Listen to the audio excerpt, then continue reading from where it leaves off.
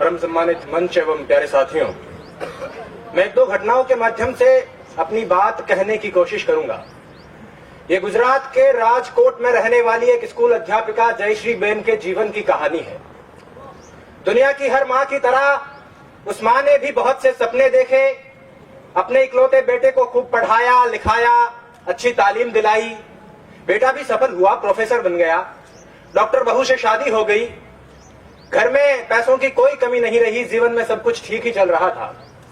लेकिन बुरे दिन कुछ ऐसे आए कि बूढ़ी मां को लकवा मार गया, पैरालिसिस हो गया, हाथ पैरों ने काम करना बंद कर दिया, तो मां अब बिस्तर पर पड़ी रहने लगी। एक रोज कुछ यूं हुआ बीमारी के दिनों में कि बेटे ने मां को सहारा देकर खड़ा किया।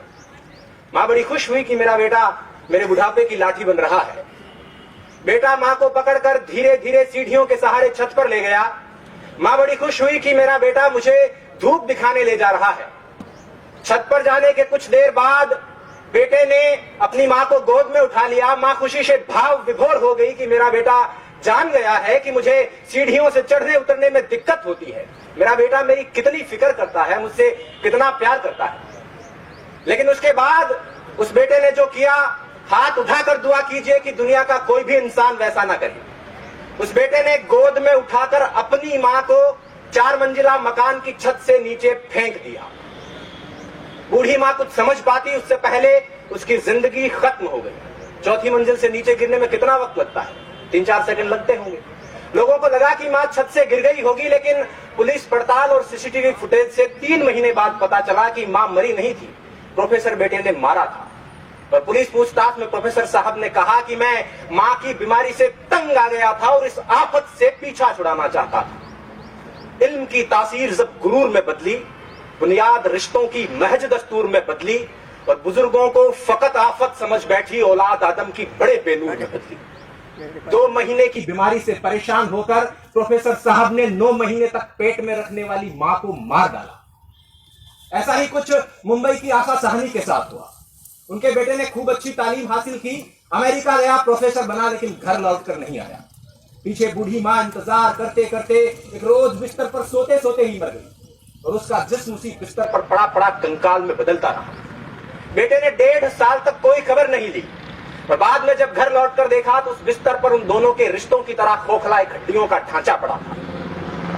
ऐसा ही कुछ सूरत की चंपाबेन के साथ हुआ, ऐसा ही कुछ इलाहाबाद के कमलेंद्र श्रीवास्तव के साथ हुआ, ऐसा ही कुछ इसी शहर के ब्रह्मपुरी में रहने वाले एक बुजुर्ग के साथ हुआ।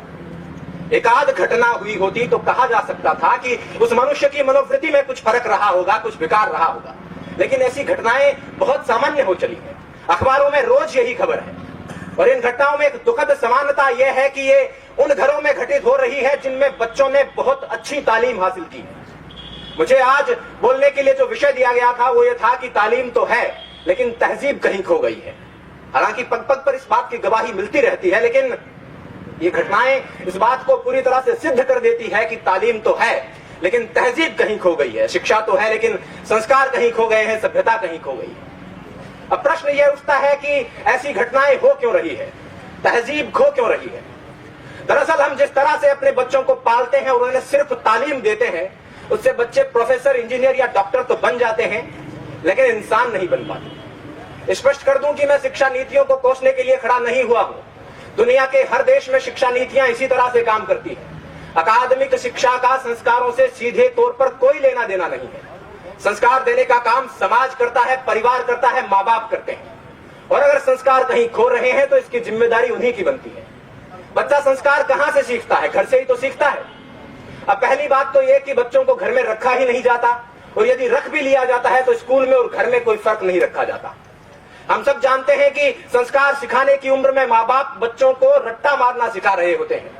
एक रोबोट की तरह, एक मशीन की तरह बच्चों को प्रोग्राम कर रहे होते हैं और 20-25 साल बाद उस मशीन में रिश्ते, संवेदना, प्यार, सम्मान और संस्कार खोजने लगते हैं और जब नहीं मिलते हैं तो परेशान होते हैं। तारे जमीन पर फिल्म का वो दृश्य याद कीजिए। माँ बाप बच्चे को बोर्डिंग स्कूल में छोड़कर रवाना हो रहे हैं। बच्चा पल्लू पकड़कर रोता है कि भीड़ में यूं ना छोड़ो मुझे, घर लौट कर भी आना पाऊं माँ, क्या इतना बुरा हूं मैं माँ, क्या इतना बुरा मेरी माँ। माँ बाप फिर भी निष्ठुर होकर चल देते हैं और जब बाद में बच्चा संवेदनहीन होने लगता है तो बहुत परेशान होते हैं। मैं ऐसे अनेक युवकों को जानता हूं जिनको उनके माँ बाप ने 7-8 साल की उम्र में घर से दूर अच्छी तालीम हासिल करने के लिए भेज दिया था। हालांकि इस बात में कोई दो राय नहीं कि वो अच्छा भविष्य बना लेंगे, अच्छा करियर बना लेंगे, लेकिन एक चीज जो मैं कई बार महसूस करता हूं वो ये है कि उनका अपने माँ बाप के साथ रिश्ता उतना मजबूत नहीं हो पाया है जितना सामान्यतः होना चाहिए। और यदि उनमें से कोई 20-25 साल बाद अपने माँ बाप को घर से निकाल देता है या वृद्धाश्रम में छोड़कर आ जाता है तो मुझे इस बात से कोई अचरज नहीं होगा। करता था सो क्यों किया, अब कर क्यों पछता है।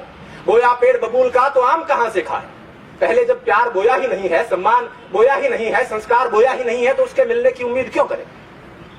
खैर मैंने काफी समय ले लिया है। अंत में चलते चलते बस इतना कहना चाहूंगा कि जयश्री बहन तो छत से फेंके जाने के बाद नीचे गिरते वक्त कुछ सोच पाई थी या नहीं सोच पाई थी मुझे नहीं मालूम, लेकिन अगर आपके साथ ऐसा हुआ, भगवान ना करे ऐसा हुआ, तो आप ये जरूर सोचेंगे कि तालीम के साथ तहजीब भी दे दी होती तो इस तरह नहीं मरना पड़ता।